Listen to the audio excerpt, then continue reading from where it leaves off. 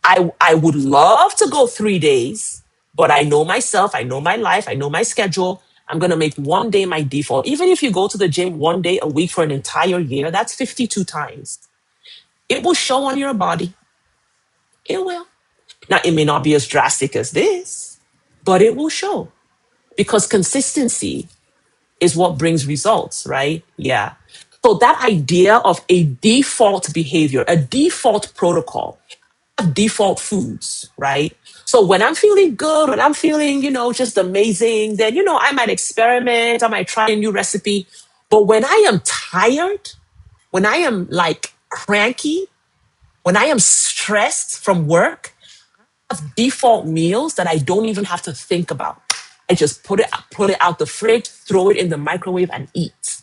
I don't even think about it. One of my default meals is chicken thigh and chicken leg. I have like bags of it in my freezer, right? Like chicken. So if I'm having like a crazy day and I'm like, oh, I don't my default meals that I know is going to give me my protein, it's going to give me my fat, it's going to support my heavy lifting. And so when the days come that I don't even want to think about what to eat, I go straight for my default meals. Doesn't matter if I had it yesterday, doesn't matter if I've had it 3 days in a row, I go straight for my default meals. And so this idea of the default, the minimum effective dose, helps you stay consistent even when life throws you a curveball. But you have to plan your defaults, right? You have to plan your defaults. And in the beginning, they may not feel like defaults, but when you stay consistent with your defaults, eventually it just becomes a part of you, right? So that's how you stay making progress even when your feelings are not in alignment. Because if you make your decisions about your fitness and health journey based 100% on your feelings, mama, you will go nowhere. You will go nowhere. Yeah. So practice the default protocol. Come up with a default, come up with a minimum, and commit to that. And don't judge yourself. Don't say, oh, one day is nothing. It's not about it being one day. It's about being your default minimum. That's what it is. And so there's going to be weeks that you can go 4 days. There's going to be weeks you can go 3 days. There's going to be seasons that you're going to be consistent with 3 days. But that one day is your default, right? That one day a week is like, even if everything is going to hell in a handbasket, I'm going to hit the gym at least one day a week. Consistency doesn't need intensity. So let's talk about it. There's consistency and there's intensity, okay? Consistency preserves results. Intensity produces more results depending on the level of intensity. The two work together, okay? You can be intense for 2 weeks. If you don't stay consistent, whatever you gained from that intensity, you're going to lose it. Consistency preserves results. Intensity achieves results. Consistency preserves them, right? So they work together, right? So the idea of a default is to preserve consistency. So if your default is one day a week at the gym, what that guarantees is that there's never a week that passes that you don't go to the gym. And so it kind of rewires your brain to expect training at least once a week, right? That becomes like your basic consistency level, right? That preserves the consistency of always going to that place, right? Now, does that mean you're going to have like months and months where you go once a week? No, it's a default, right? You're probably going to able to maintain the intensity of 3 days a week or 4 days a week, right? That's intensity. But the one day a week is so that when intensity drops because it has to, you don't let go of the consistency. Consistency is what allows you to come back to a practice even when life has been shitty, right? It's the consistency. So you see, I hope I'm making sense. I like to teach, right? I have a teaching gift. So I like to teach the concept because when you understand, then you are empowered. If you are just grabbing a plan off social media and applying it to your life without really understanding, like whether this plan fits the context of your reality, your actual life, that's what leads to a lot of start and stop. You know, rah, rah, rah, rah, rah for 3 weeks and then you fall off. Rah, rah, rah, rah, rah for 2 months and then you fall off, right? You can't point to a single year in your history where you kept the same plan January to December. You can't point to a single year in your history. It's not that you're weak. It's not that you're lazy. It's not that you don't want it. It's that there is a misalignment between what you are doing and the reality of your life. That's where it comes from. Okay? That's where it comes from. That's where it comes from. So it's not a moral judgment. Like, yeah, like you're not broken. It's just misalignment. It's misalignment and it's a lack of understanding. And so that's what I do as a coach. I'm not just like, oh, do this plan, do this workout, number of reps, number. No, I work from the inside out. I start mental, right? Like that's I like I am a true coach. I'm not just gonna throw like a bunch of plans at you and be like, okay, go figure. No, I start with the mental because I understand. I have been trying to lose weight since in my 20s. I am 45. I'm going to be 45 next week on Saturday. Yay, Pisces. I have battled this for decades. So, anyone who is working with me, I'm not going to do them a disservice by just pretending, oh, you just need this particular plan, or oh, you just need. No, no, like, no, it's not that simple, you know? So I hope that makes sense, the way I broke down intensity, consistency, and how they work together, right? I hope that makes sense. If it doesn't, let me know. Okay. What was your hours of fasting? 36 hours once a week. Hey, Karen, my love, good to see you. Thank you for being here. How do you lift? Do you have a personal trainer? I used to have a trainer. I don't anymore. So the time that I got a trainer, it's not that I didn't know what to do at the gym, but I just felt like having a trainer would like keep me consistent or keep me. I've ghosted my trainer, yo. Okay, like, sometimes you think like having someone on the outside, like, maybe yelling at you or pushing you, like that person isn't able to come to your house and drag you out of bed. The most they can do is cuss you out.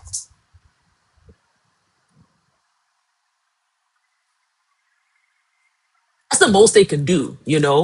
Like they can't break into your house, come drag you out of bed, put you on their back, run to the gym with you on their back, sit you at a machine, make you use it. Like. So it's kind of like if you are really over it, you can get away from a trainer. You can get away from a trainer, right? So having a trainer is not magic. It's not magic. So I had a trainer for about a year. Now, the benefit of having the trainer is I learned how to use everything in the gym. I learned hinging modalities. I learned how to protect my body while lifting. But I ended up ghosting her because I wasn't ready. I've been in the gym. Like the gym isn't new to me. I have been in the gym fat for years, right? So like when I had that trainer, I was like approaching 400 pounds and I didn't lose any weight with her. I learned how to use all the machines in the gym. I learned how to protect, my rotator cuff, all of that. I learned a lot from her, but I didn't lose any weight, because I wasn't ready. I wasn't ready to like really be like, okay, girl, you need to get your act together. So I'm grateful because now that's the knowledge that I use together with what I learned during certification. That's the knowledge that I use to coach the clients that I coach now, right? To create their fitness plans for them, to create plans that I know is not going to aggravate their back. It's not going to aggravate their ankles, right? It's not going to aggravate their shoulder, right? So I have all that knowledge now. So I apply it to myself and I apply it to my clients. None of my clients have ever been injured. None of my clients have ever been injured in the gym because I am so careful with what I prescribe to them in their training plans. And I always ask them, do you have a bad back? Do you have weak knees? Do you have weak ankles? Tell me the truth. Don't lie to me so that I can create a plan that strengthens your muscles around these weak points until you get to the point where they're not weak anymore, right? So that was the benefit of having a personal trainer for like an entire year. But it didn't do anything for me in terms of my weight, because Does that make sense? Yeah. No cardio, no cardio tangerine. Sorry. I'm so behind on messages. No cardio. I do cardio, but I do it for pleasure. The only cardio I do is walking outside. I don't do treadmills. I don't do elliptical machines. I don't do stationary bikes. I don't do HIIT. I don't do none of that crap. The only cardio I get is walking outside, and I only walk outside when the weather is pleasant. So if the weather is not pleasant, I'm not doing any walking. I lost over 150 pounds with no cardio, heavy lifting, and flexibility work, stretching, Pilates, yoga. It-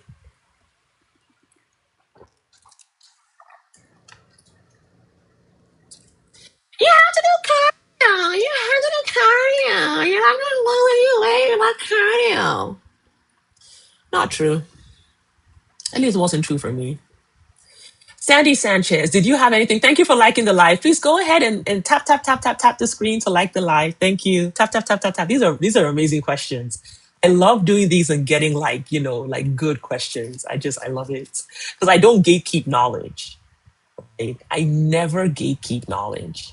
In terms of like my coaching options, what I'm selling is the implementation and the support. I don't sell knowledge.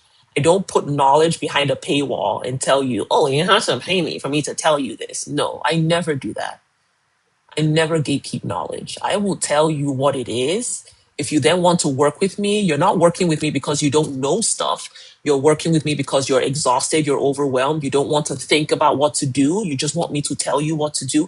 And that's what most of my clients are working with me for. They're not working with me because they don't know what to do. They're working with me because they don't want to think. They don't want to have another decision. They're busy professional women. Some of them are like, VP level at their company. Like they're busy. Yes.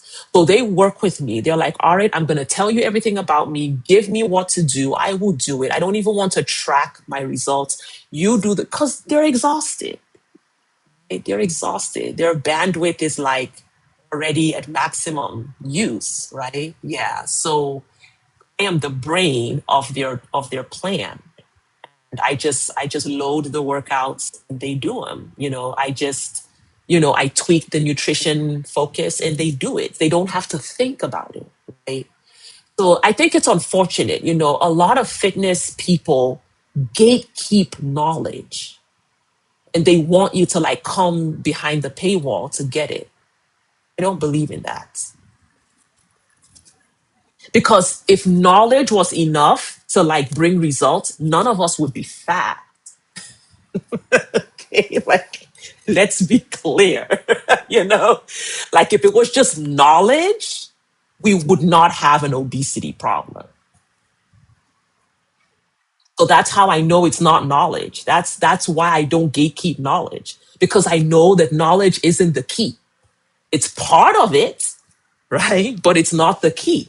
Does that make sense? Yeah. Do I do GLP-1? Yes, I did, but it didn't work. I did for 18 months, and in 18 months I lost 10 pounds. And I think the reason for that was it didn't have the effect. I didn't have the appetite thing. I didn't feel nauseous. I didn't have the constipation. I didn't have any of that. I was on Ozempic and still eating like whole cartons of cereal. So, but I love it. Some of the women I coach are on GLP and it's working good. I have a client, she has an autoimmune condition, and her autoimmune condition creates a lot of inflammation, pain in her joints. That's her specific condition. And she's on the GLP. And it's not even for her, it's not even about the loss. She's on a low dose, but that low dose is enough to keep the inflammation at bay. So she's able to train more consistently because she's not dealing with all that inflammation. And so she's able to stay consistent on the plan that I have her on because the GLP is keeping her inflammation low. Yeah. Just amazing. I'm so happy for her. Yeah. Because it's been like, she's a friend of mine and it's been like a real problem for her. Yeah. So I do have people, with your doctor. I don't have anything to do with that aspect, right? Anything medical, please talk to your doctor. But with your doctor, they're on the medication, and then I'm their coach. I'm the one actually, coaching them with the training and the high protein and Not all my clients are doing the FASTIMG. A couple of them are, but not all of them are. But yeah, so that's what, right. Me, Amy Anna, I'm 44 too. I have 20 kg to shed. I'm at my heaviest. You are in the right place, mama. You are in the right place.